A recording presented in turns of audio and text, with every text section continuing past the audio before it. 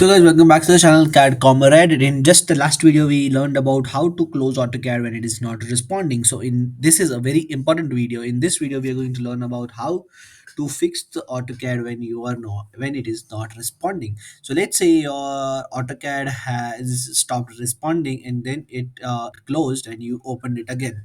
So first of all, what you have to do is you have to type this command named audit right over here and just press enter, and it will ask you that do you want to fix any errors when they check.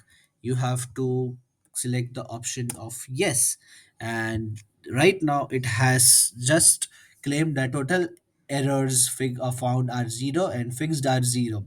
So right now the file is all right, but even if your file gets corrupted or your file doesn't respond or your file gets heavier, then this is a very simple command of just type audit, just as you do it in your finances and you clear out all the errors. This is the command right from the AutoCAD software. It will give you a very good chance to get back your file as fast as possible, and this is the best option that you can do after you open your file that was not responding.